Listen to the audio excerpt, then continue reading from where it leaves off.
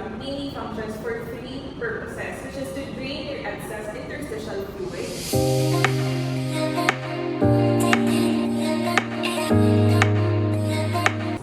next, the other function is to transport dietary lipids,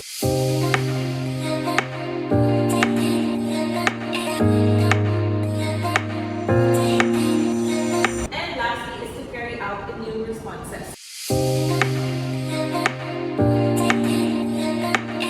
So what else about your lymphatic system? This is a type of an open circuit circulation. So di ba when you see closed circuit, for example, sa atin na arterial and venous circulation, di ba it starts from the heart, it goes to the lungs, mag-go back siya kay other side of the heart, and from there, kada siya kay system. Okay, so when you see closed circuit, it's a loop. So babalik siya sa heart, starts from the heart, and ends with the heart. However, for your lymphatic system, that is not the case. This is an open circuit. Now let's proceed with the components of your lymphatic system. So number one, these are the terms that you have to be familiar with. You have your lymph. So lymph is just the terminology for the fluid found inside your lymphatic vessels. So analogy is kung si blood is found inside blood capillaries, lymph is found inside your lymphatic capillaries or lymphatic vessels. So ang na siya analogy. Next, you have your lymphatic capillaries. So lymphatic capillaries. So your lymphatic capillaries are one-way vessels that only allow fluid to go inside but not outside. Okay? So they also contain anchoring filaments that help the vessels open para magsulod na ang inyong lymph. Now let's take a look at this diagram. So here, focus on this one. So we have your venous end and your arterial end. Okay? So diba si arteries will branch out into smaller arterioles and eventually go to the capillaries. So this is where transport or exchange of nutrients and gases occurs. So there yung capillaries. So diba si capillaries, for example, mahatag siya oxygen kay tissues. Si tissues, papagawa sa waste product ng carbon dioxide. After which, magwa siya sa venule or sa venous end niya to go back to the circulation para eventually magbalik siya sa heart. Now, during this exchange kay capillaries, wherein nahatag siya oxygen kay tissues and pagwa carbon dioxide sa tissues, there are some fluids that don't make it back into the venous end. Kumbaga, nag-trap siya sa interstitial fluid.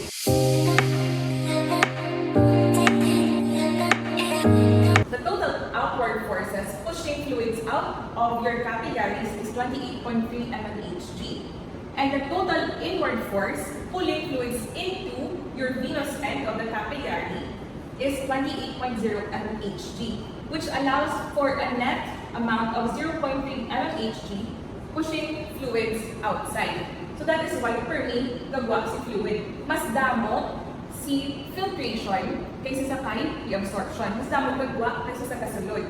Okay, so that results in some fluids being here in your interstitial space. Okay, so how your lymphatic capillaries absorb those excess interstitial fluid is because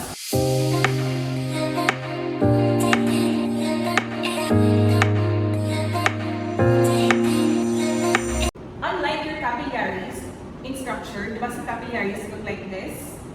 Okay? They are very thin and allow for diffusion to occur. Ang nakakapos lang mag-transport ang gases. However, for your lymphatic capillaries, they contain several valve-like structures sa ilang walls, which make it easier for fluid to go inside and outside.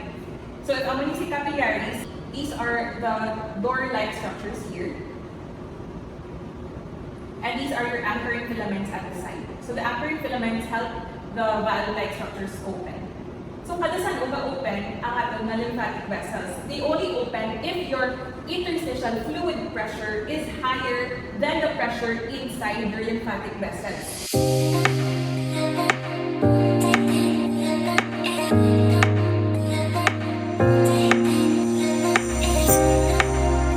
Pag what is a transport, diba, may excess, ang excess pasulod na yung lymphatic capillaries.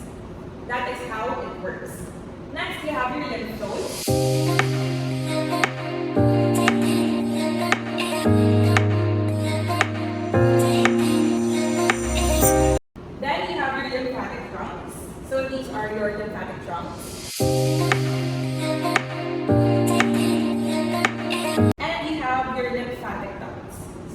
are your lymphatic ducts.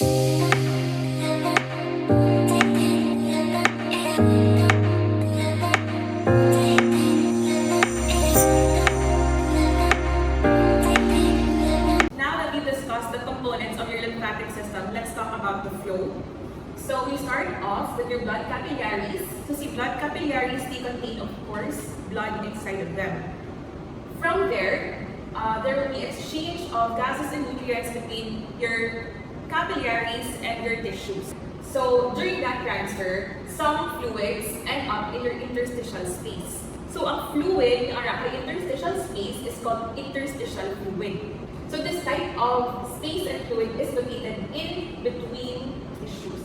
Now from there, diba, the goal of your lymphatic system is to absorb the excess interstitial fluid. So by the time na nagwa na si fluid, or na siya kay interstitial space, i-absorb siya ni lymphatic capillaries.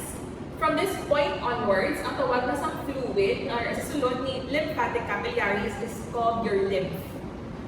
After passing through lymphatic capillaries, it will go through your lymphatic vessels to your lymphatic trunks or ducts, and eventually to the junction of your internal jugular and subclavian veins. So, in general, si lymphatic fluid or si lymph nyo came from blood and will end up again back to the blood. The two types of pumps that help with this flow are your respiratory pump and your skeletal muscle pump. So if you take a look at these two, these are probably the same mechanism that aid in the flow of blood in your veins. So parehas mo na sila. Because you can find lymphatic vessels whenever you have your capillaries as well. So kung diin may blood supply, laban-laban, may ara-anda lymphatic supply. Kung wala blood supply, di wala ka si lymphatic system. So you have your respiratory pump.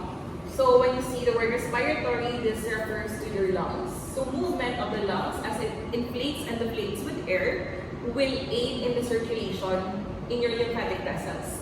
Just as well, your skeletal muscle pump, when you move your skeletal muscles or your voluntary muscles, this can also aid in your flow of your lymphatic system. For the last part of our lymphatic system, we have your lymphatic organs. So we have two major categories for your lymphatic organs. You have your primary and your secondary. The function of the primary lymphatic organs are for number 1, stem cell division, and number 2, immunocompetent development. So kumbaga, this is where your, your lymphatic cells, your immune cells, this is where they develop their abilities to fight off infection. So there's like a mature, there's like a natuluan, there's like a dako. Okay, so primary lymphatic organs. Your secondary lymphatic organs, this is where the immune response actually happens. Okay, so secondary organs, ang siya ang set out sa different cells to go to different parts of the body where it is needed. Under your primary lymphatic organs, you have your red bone marrow and your thymus. Under your secondary lymphatic organs, you have your lymph nodes, you have your spleen, and you have your lymphatic nodules.